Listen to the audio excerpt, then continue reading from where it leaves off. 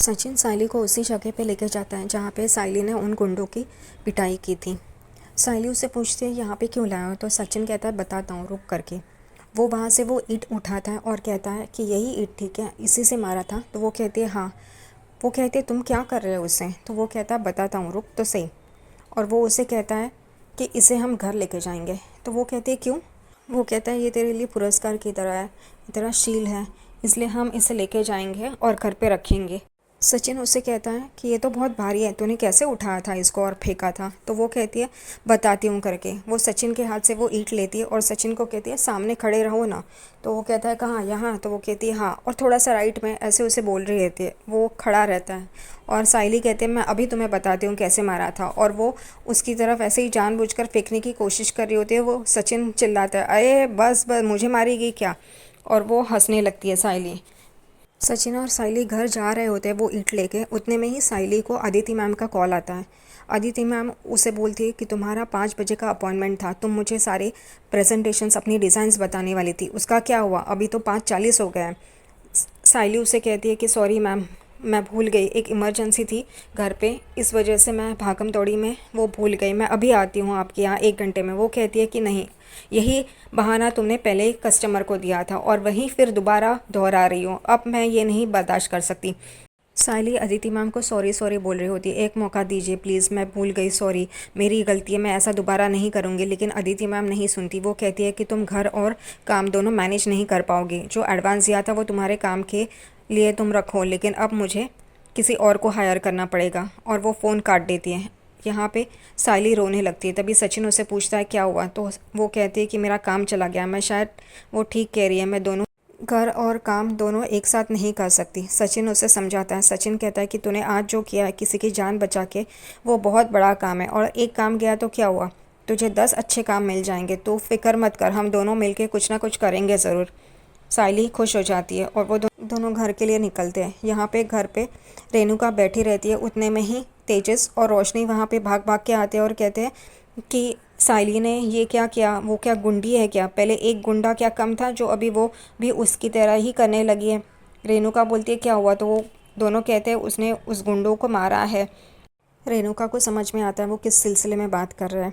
वो यही बात कर रहे होते हैं। उतने में ही सचिन और सायली वो ईंट लेके आते हैं। तीनों जन सचिन सायली को देख रहे होते हैं।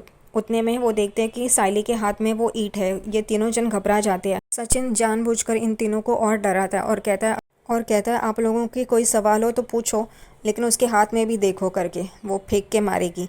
जानबूझकर ऐसे सबको बोल रहा होता है। रेणुका, रोशनी और तेज, वो तीनों डर जाते हैं और बोलते हैं नहीं नहीं, हमें कोई सवाल नहीं पूछना है करके।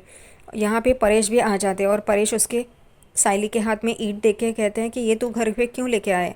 तो सायली कहती है सचिन ने कहा इसे घर पे लेके जाने के लिए। तभी परेश बोलते हैं कि सचिन तूने ऐसा क्यों कहा। इस सचिन बोलता है ये याद रखने के लिए कि यही वो ईंट है जिससे उसने गुंडों की पिटाई की थी।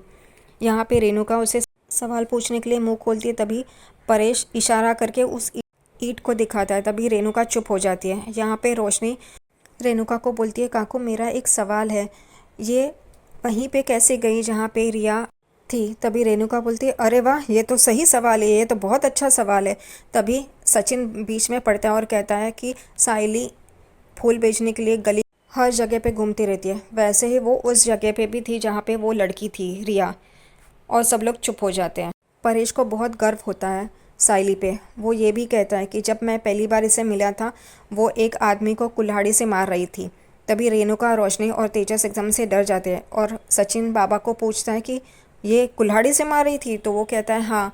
सचिन कहता है अरे वाह, और सायली हंसती है, सचिन भी हंसने लगता है। यहाँ पे सचिन कहता है चल इसको हम कमरे में रखते हैं करके, और वो दोनों कमरे में चले जाते हैं। यहाँ पे परेश रेणुका को कहता है मैं वॉक लेके आता हूँ करके, और वो भी बाहर चला जाता है। यहाँ पे रोशनी, तेजस और रेणुका सिर्फ उन्हें देखते रहती है।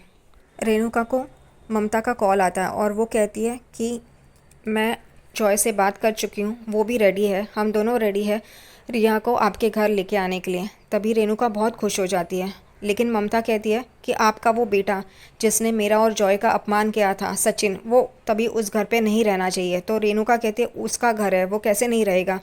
तो ममता कहती है ये आप देखो, अगर ये आपको शर्त मंजूर है तो हम लोग आएंगे। तभी रेणुका कहती है नहीं नहीं मंजूर है, मैं देखती हूँ, वो तभी घर पे नहीं रहेगा करके। और यहाँ पे रेणुका कॉल रखती है। ममता जॉय के पास आती है और कहती है ये मैंने इसलिए ही कहा क्योंकि वहाँ पे हम अपनी बेटी को तो छोड़ेंगे लेकिन परेश को और रेणुका को, उनके तीनों बेटे घर से बाहर निकालेंगे, ऐसा हम लोग कुछ करेंगे। कमरे में सचिन वो ईंट टेबल पे रख देता है और साइली को कहता है कि इसे हिलाया तो देखना, मैं बाहर जाके आता हूँ करके। रात को जब सचिन घर पे आता है तो वो ईंट देखता है उसी जगह पे रहती है। सचिन उसे नमस्कार करता है। तभी साइली उसे कहती है कि ये तुम क्या कर रहे हो, तो वो कहता है कि ये मैं अपने बचाव के लिए कर रहा हूँ। तो साइली को कुछ समझ में नहीं आता। वो उसे पूछती है किस वजह से, क्या हुआ है। तो वो कहता है मैंने पुलिस स्टेशन में तुझे धक्का मार के ज़मीन पे गिराया था ना, उसका अगर तूने बदला लिया तो ये फेंक के इस वजह से। तो वो फिर साइली एकदम से जानबूझकर वो ईंट लेती है और कहती है हाँ ये बात तो सही है करके, और जानबूझकर उसकी तरफ वो ईंट दिखाती है।